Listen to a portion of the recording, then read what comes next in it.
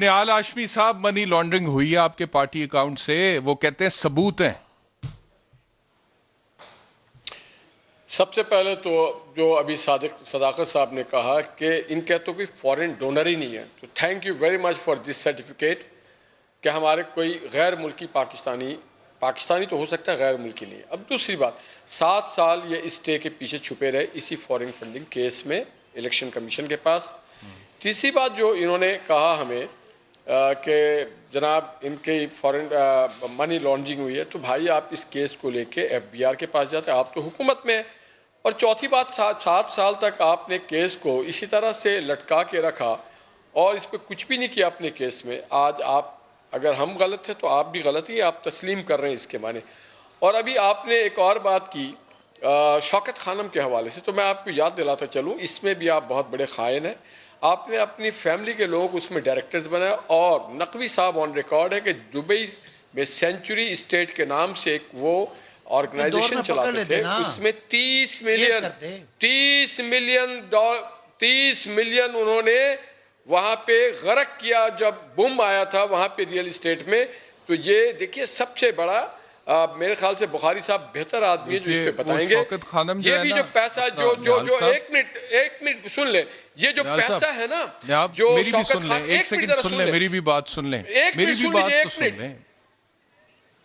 शौकत खानम को छोड़ देना, सियासत पे रहे, बड़े गरीब लोगों का इलाज है। छोड़ दें शौकत, इसलिए कि वो भी पब्लिक पैसा है, वो भी अमानत है, वो भी एक्सचेकर का पैसा। और दूसरी बात, सादिक और अमीन, जिस आदमी ने सर्टिफिकेट दिया था सादिक और अमीन होने का, वो खुद सादिक और अमीन नहीं है, वो खुद सादिक और अमीन नहीं है, जिसका नाम है साकिब निसार।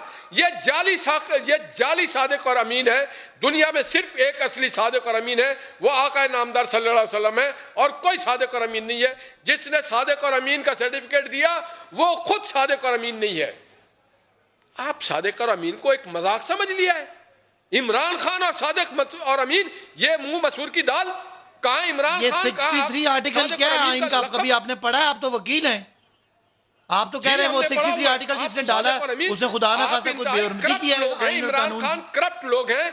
आप तो वकील हैं, मुझे ज्यादा बेहतर समझते हैं। आपने आटे में करप्शन किया, आपने पेट्रोल पे करप्शन किया, आपने डॉलर में करप्शन किया, आपने बिजली में करप्शन किया, हर करप्शन आपकी पकड़ी गया। इतने नाहल कि आप लोगों के जेबों पे डाका मारते हैं। 1,000 नौकरी देने, 1 करोड़ नौकरी देना था स्टील मिल के मजदूरों को, आपने बेरोजगार, आप अपनी तनख्वाह तो ले रहे हैं, मगर स्टील मिल के 4,500 लोगों को आपने उनको घरों से निकाल दिया, नौकरियों से निकाल दिया। PI आपसे नहीं चलती है। आप कहते हैं क्या किया? चलो कोविड हुआ, आपका वजीर कहता है कि हमारे पायलट जाली हैं। आप किस तरह की हुकूमत, क्या दे रहे हैं आप? ज़राई मुल्क में लोग आटे के लिए, रोटी के लिए तरस रहे हैं। ज़राई मुल्क में लोग चीनी के लिए, घी के लिए, आटे के लिए, सब्जी के लिए तरस रहे हैं। आपने कोई चीज छोड़ी है? लोगों को आप रोड पे, फिर खारजा पॉलिसी आपकी कहां चली गई? आप दरअसल चाहते यह है कि पाकिस्तान को इतना मकरूज किया जाए, इतना लागर, इतना कमजोर किया जाए, आपने ये हालात दिए थे, हर कोई हमलावर हो जाए। वो कहते हैं आप पिछली हुकूमतों की करप्शन की वजह से ये इन हालात में। ये जो लाहौर में गंदगी है, ये भी जो पेट्रोल महंगा हो रहा है, करप्शन की तो 20 अरब डॉलर का हमें खसारा मिला था, 10 अरब डॉलर हमने सालाना पेमेंट करनी थी। बिजली क्या खसारा था, गर्दिशी कर्जा था, ये डूबा हुआ था, स्टील मिल डूबी हुई थी। बताएं, आज हमने सारी चीजें ठीक कर ली हैं। ये फर्क आता है कि हमारे पास इतना अगर सब्सिडी हो, हम बाहर से सस्ता खरीद के, बाहर से महंगा खरीद के सस्ता बेचें। क्या मुल्क के पास कोई पेइंग कैपेसिटी है? अपनी बारी पे बात कर लेना। क्या दिया पाकिस्तान को? आपने क्या दिया है?